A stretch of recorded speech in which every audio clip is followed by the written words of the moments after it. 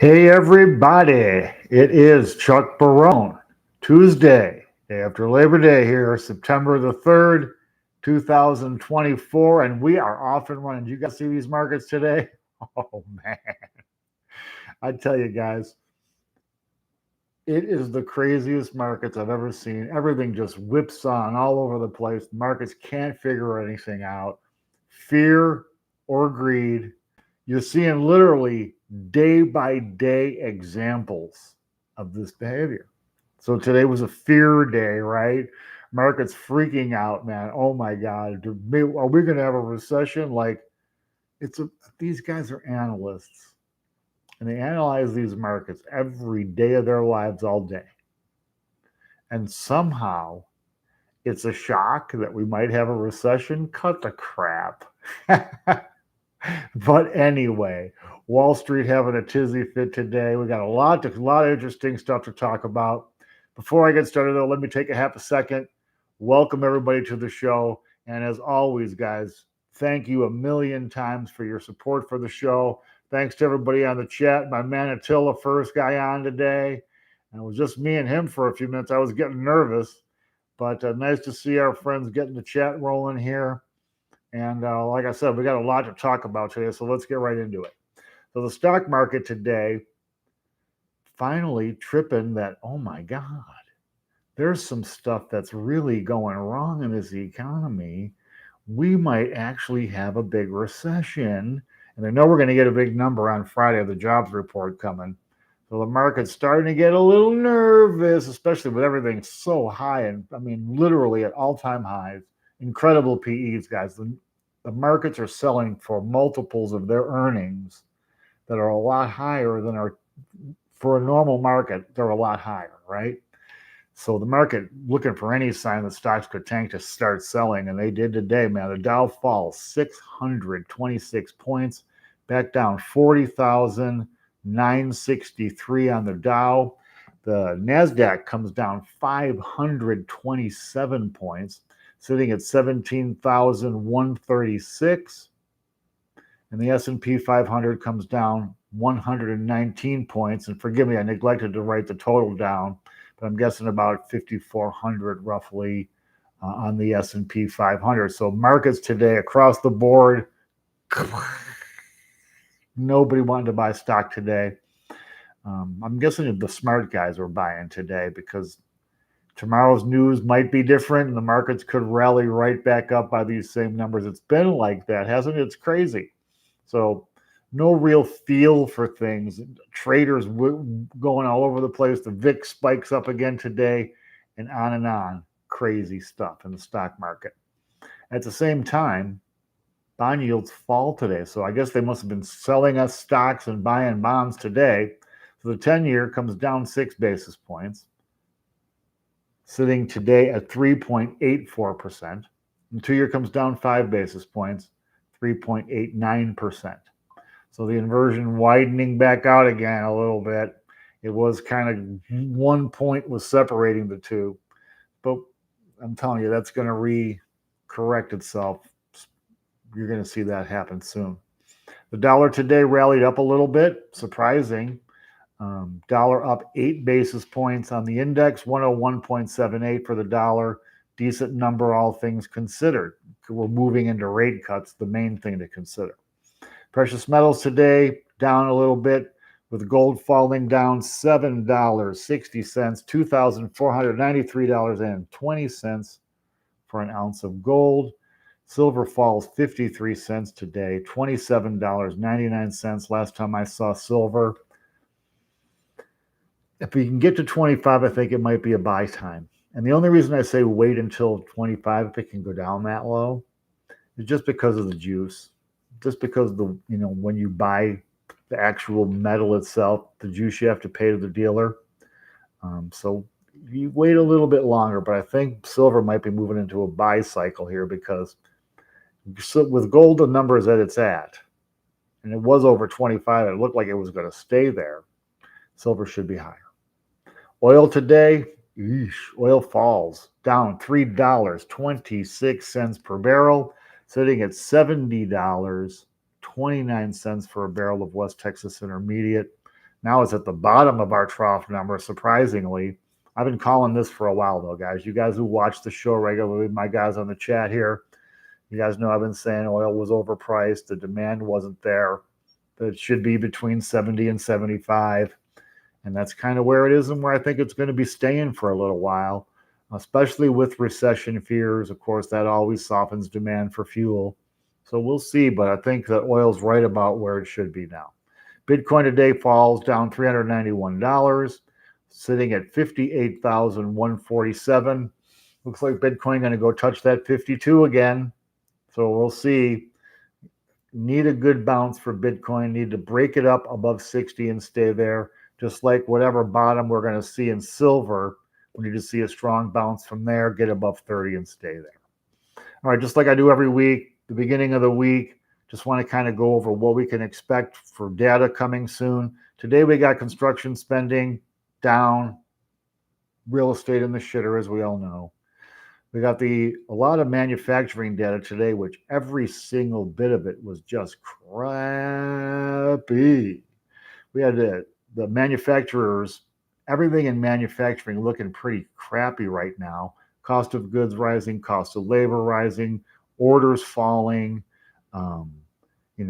inventories rising, manufacturing in a tough spot right now. That's the data that move these markets today so much. We got the ISM manufacturing index today, and the number was actually up, but all the sub numbers were down. So it was kind of a weird deal there today. But manufacturing in the crapper, again, more signs of possible recession coming. Markets freak out. Tomorrow, we're going to get factory orders, which they say are going to be up. We'll see about that. We're going to get mortgage bankers index. Just going to show where rates are at. Rates have been coming down. Look at the trade deficit, which is expected to be $78 billion last month. Thursday, we'll get some numbers that are important coming in. Jobless claims. They're expecting 225K this week. That's up from 200, or that's maybe down a little bit. I think last week was about 232 or something like that. So jobless claims is going to be one they're certainly going to be looking at. Unit labor costs, those will be going up. Everybody knows that. Everything going up. Productivity also going to be up, and they're expecting productivity gains 2.4%. So they're expecting pretty nice jump in worker productivity. Then Friday will be the big day, guys. We're looking for the non-farm payrolls, the jobs report for last month. August, they're expecting 162,000 jobs in August.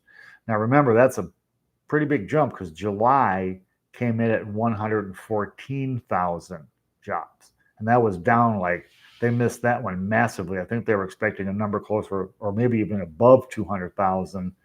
And that was a big miss. That started this whole thing and it opened the door to cuts. So this report on Friday, huge news. Interesting thing, though, they're expecting the unemployment rate to go down from 4.3% to 4.2%. Again, one of those weird anomalies in how they compute their numbers. We'll see if that actually comes to fruition, too. Some of these numbers are going to be very, very interesting. All right, so let's talk about stuff we need today.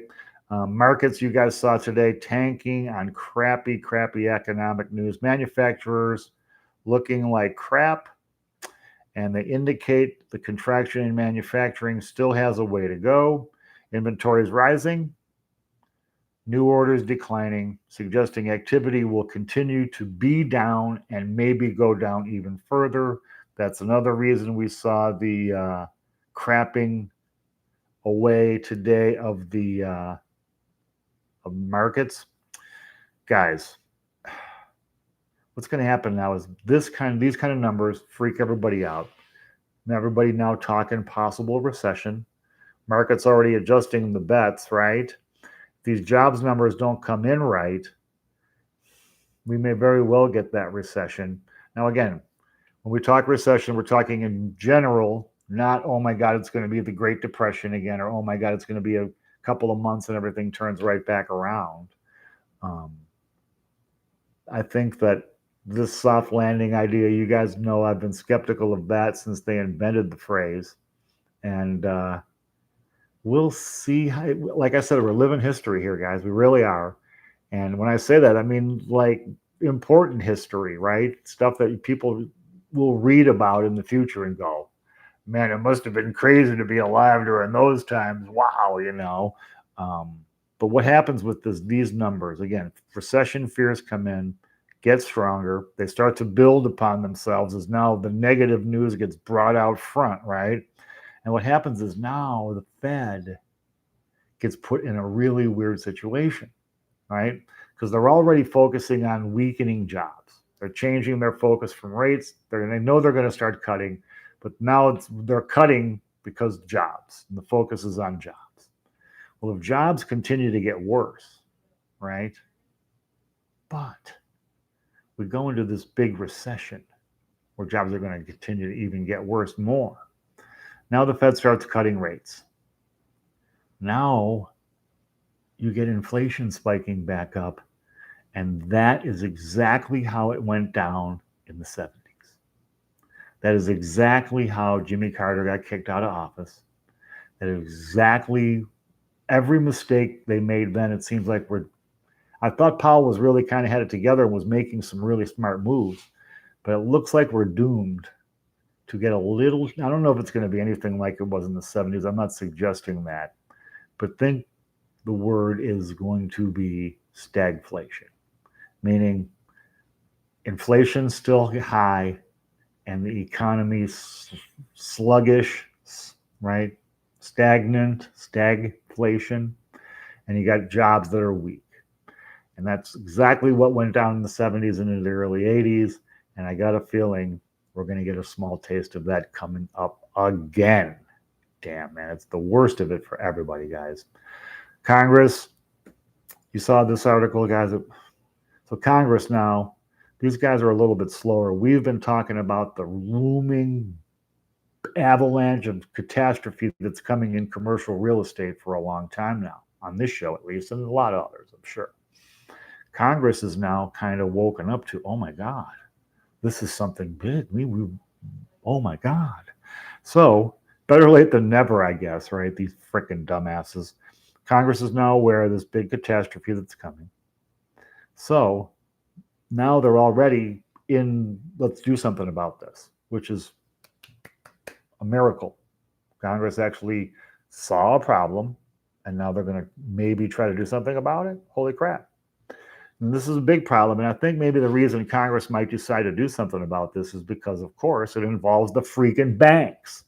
Guys, $1 trillion freaking dollars in commercial real estate loans still need to be refied.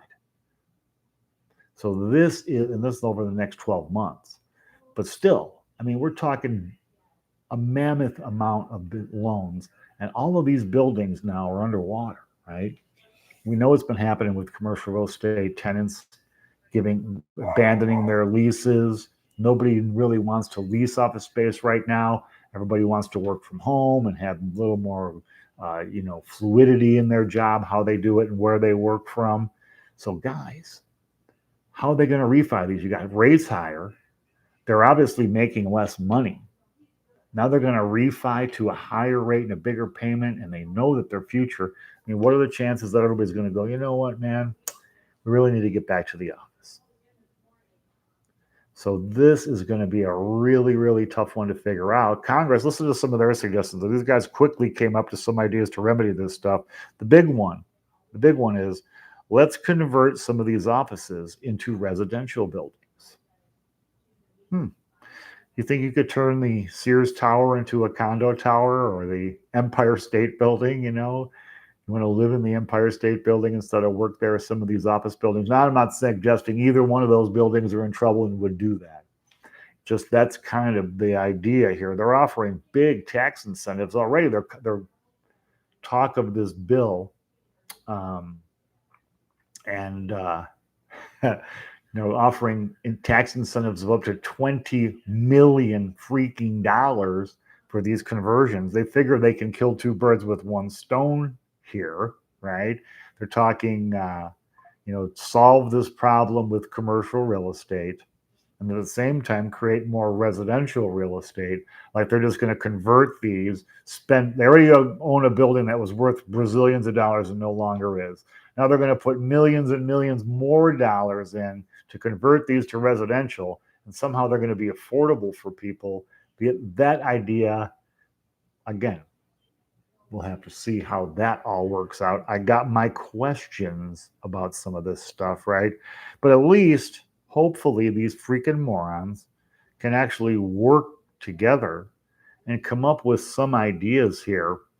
Maybe, like we did, what we should have considered back in 2008 and didn't, is to not consider their equity position when it comes to refinancing, right? Because ordinarily, if your property, when you finance the property, okay, just to use easy numbers, the property is worth $1 million. You put down 25%. Okay, so you got $750,000 in a mortgage, $250,000 in equity. Real estate tanks 50%, which is pretty much where it is, right? Now you got $750,000 in loans still, but you got only $500,000 in value, and you got negative $250,000 in equity position. You owe $250,000 more than the building is worth. In a situation like that, they are not going to refi that loan. Okay, you have to have equity to do a loan. So they're not going to do that, refi that loan, even though the person has made the payments consistently. So when I was suggesting way back in 2008, and what I would suggest to these knuckleheads now is, if the person who wants to keep the building, and they've consistently shown they can make this payment, let them continue to make the payment. And if you have to raise the rate, at least do it correctly and make sure that by raising the rate, you're not ultimately bankrupting the company. What the market will bear, right? And we already know the Fed's going to be lowering rates, so lower it for them now. Let's get this done, guys. But anyway, I babble. Hopefully, though, they'll do something about, we already know this crisis is coming, man. Now, this is when we can see it's like the hurricane's in the middle of the ocean, but we know it's going to smash into our city. Can we do something about it today before it gets here? Or should we wait until it gets here, or just worry about cleaning up after? That's kind of where we are. Hopefully, the geniuses in Washington will get in front of this and try to create some solutions before the crisis actually smashes into the city, right? All right, guys, that's it for the day. Much appreciation for everybody being here. Thank you to everybody on the chat here. It's good to see everybody here. It's going to be a very short week, but it's going to be an interesting one. We know Thursday and Friday are going to be huge days. Tomorrow we'll set all of that up. We appreciate the support, guys. Everybody have a great evening this evening. Please hit the thumbs up and the like button on your way out, guys. It certainly helps our video get out there, and we certainly need the views. Things are looking down for our videos. Need your guys' help to get the numbers back up. Hit the thumbs up, guys. I'll be back tomorrow to bring you the news you need. Until then, everybody, take care. Thanks.